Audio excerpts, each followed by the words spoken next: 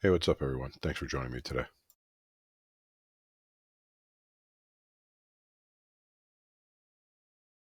Let's take a hike up to the top of Monument Mountain and talk about two mountains and a whale.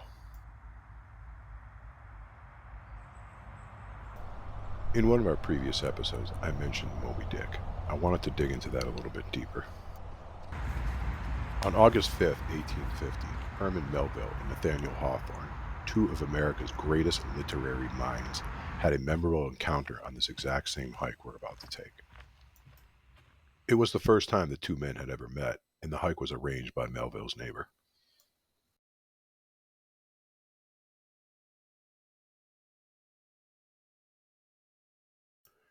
As you can see here, this trail will consist of a lot of steep grades. I couldn't imagine what it was like to do this hike in the 1850s wearing more than likely wool trousers being held up with suspenders and a button-down shirt.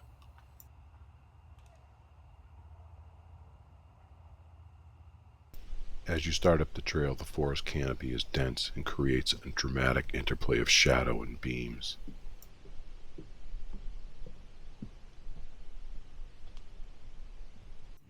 As Melville, Hawthorne, and the rest of the party continued up the mountain, a sudden thunderstorm forced them to seek shelter within a cave.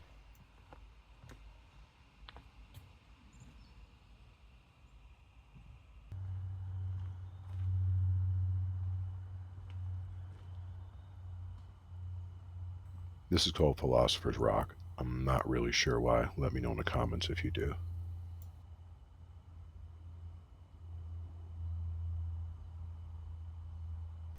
It's approximately 30 feet tall.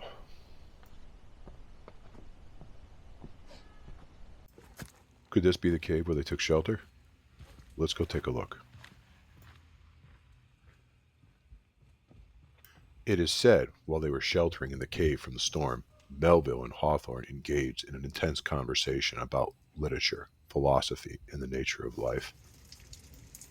At the time of this hike, Melville was working on his soon-to-be-released novel, Moby Dick. It could be said that Hawthorne's dark, introspective writing style had a significant influence on Melville. In fact, after their hike, he dedicated Moby Dick to Hawthorne, calling him the American Shakespeare.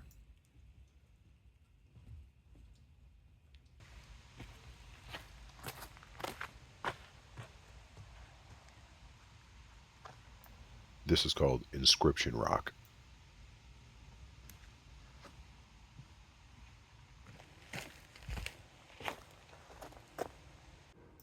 Let's continue up the mountain just like they would have.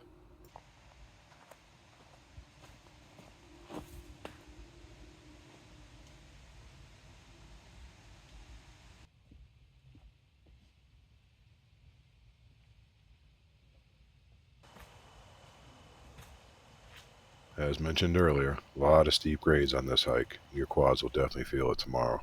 Mine sure did.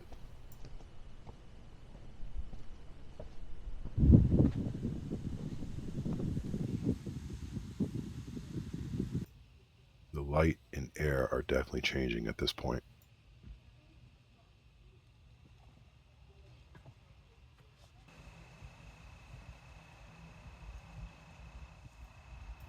The trees are thinning here and giving way to more and more rock.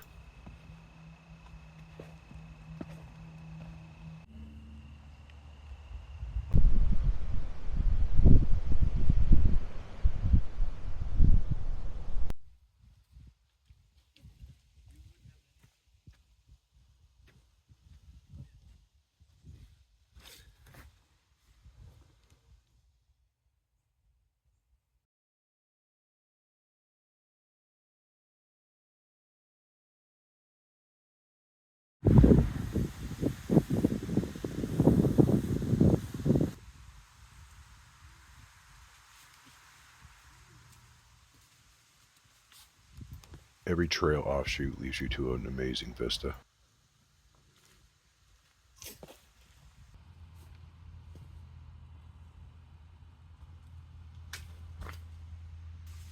Almost to the top at 1,600 feet.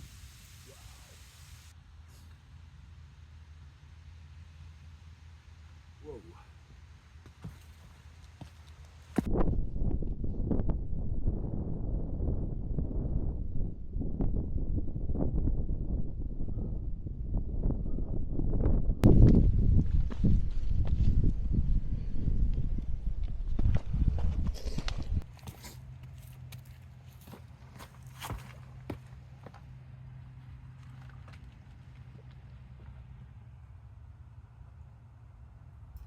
As you reach the summit, the white light in clouds gives way to the brilliant azure blue sky.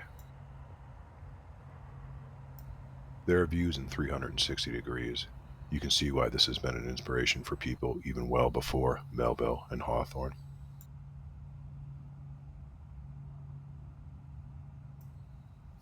So, I said it was 2 mountains. This is 1.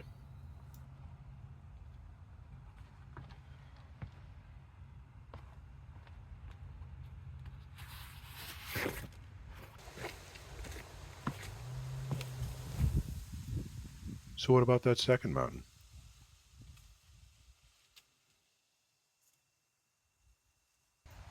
Before I tell you about that, why don't you just take a second and go and hit that subscribe button? I'm going to take a seat here and give you a minute to do that.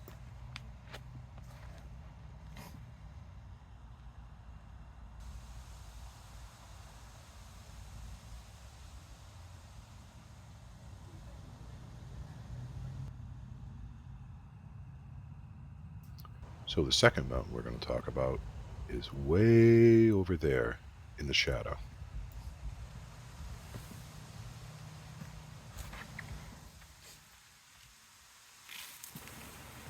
When Melville was writing Moby Dick, his home was here, Arrowhead, in Pittsfield, Mass., where his backyard afforded him this view of Mount Greylock.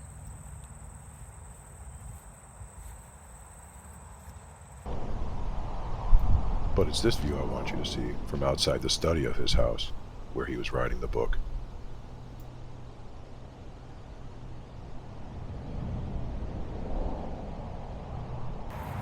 He claimed the snowy hills of Mount Greylock looked like a whale and inspired him to write the book.